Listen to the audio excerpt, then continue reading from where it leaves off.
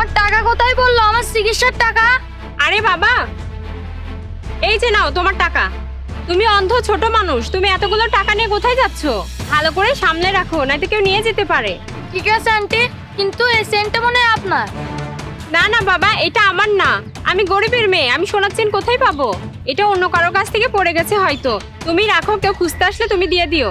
আমি যাই, আমার জন্য দোয়া করবে। এই ম্যাডাম, আপনি কি বোকা? আপনি ভিখারিকে চেন আর টাকাগুলো দিয়ে দিলেন কেন? ভাইয়া, টাকাগুলো আমার না, আরো অন্ধ, ওইগুলো চিকিৎসার টাকা, তাই ওইগুলো ওকে দিয়ে দিয়েছি। তুমি কি পাগল হয়ে গেছো? এতগুলো টাকা সোনার চেন পেয়েও কেউ কি কাউকে দিয়ে দেয়? আরে ভাই, আপনি এগুলো কি বলছেন? ও অন্ধ, চিকিৎসা করাবে, তাই তাকে তার টাকা দিয়ে দিয়েছি। আর যাই হোক ভাই, ওই টাকা আমার না, তাই টাকাগুলো আমি নেই নাই। আরে ম্যাডাম, আমার সামনে এত সততা দেখায় না, বুঝছেন? আরে ভাই, এখন এখানে দাঁড়িয়ে এই মেয়ের সাথে কথা না বলে চলেন ওই ছেলের কাছ থেকে গিয়ে আমরা টাকা সোনার চেনটা নিয়ে আসি। আরে ভাই, আপনি এসব কি কথা বলছেন? আমরা তো কাজ করে রোজগার করতে পারবো। সে বাচ্চা, সে অন্ধ, সে তো রোজগার করতে পারে না। এখানে চুপচাপ দাঁড়িয়ে থাকেন। আরে ভাই, এ কাজ করেন না। এই ভিখারি, এই চেন আর টাকা তোর রাখার কোনো ক্ষমতাই নাই। দেখো, আর এখান থেকে তাড়াতাড়ি চলে যান। যা, যা।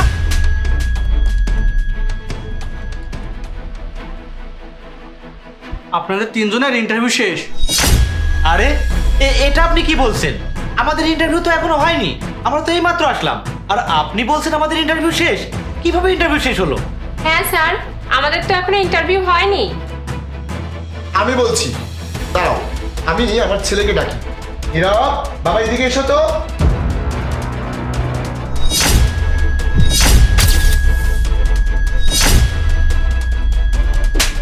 ভিখারির বাচ্চা, আমার মেজাজটাই খারাপ করে দিলি। আঙ্কেল, আমার টাকা, আমার চিকিৎসার টাকা।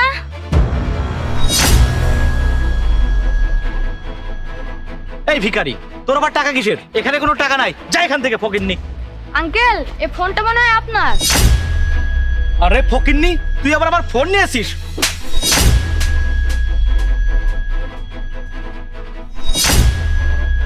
এই ফকিন্নি, তুই চোখে দেখিস না? ও, তুই তো অন্ধ। এখানে আমার টাকা পড়েছে, আমার টাকা কোথায়? এই ফকিন্নি, তোর এখানে কোনো টাকা নেই, যা এখান থেকে। তোর আবার কিসের টাকা? আঙ্কেল, এই ফোনটা মনে হয় আপনার। আরে ভিখারি বাচ্চা ভিখারি, তুই আবার আমার ফোন চুরি করেছিস? তোকে তো আমি এই তো। সে কোনো অন্ধ বা ভিখারি নয়, অসহায়ও নয়, সে আমার একমাত্র ছেলে। আপনারা যার ড্রাইভার কেয়ারটেকার হওয়ার জন্য এখানে ইন্টারভিউ দিতে এসেছেন, এটাই সেই ছেলে। এটাই আমার একমাত্র ছেলে, আর আমি ওর বাবা। এতক্ষণ ধরে আপনাদের সাথে যা কিছু হয়েছিল সব এই ইন্টারভিউরই একটি অংশ, বুঝেছেন?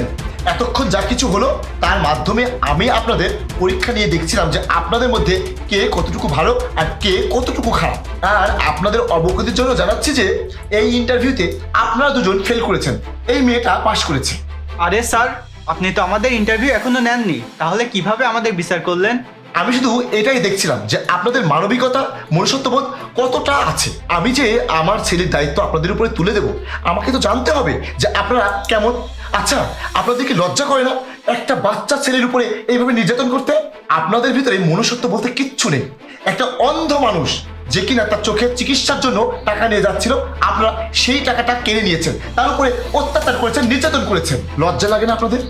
আপনারা দুজন এই মুহূর্তে এখান থেকে চলে যান।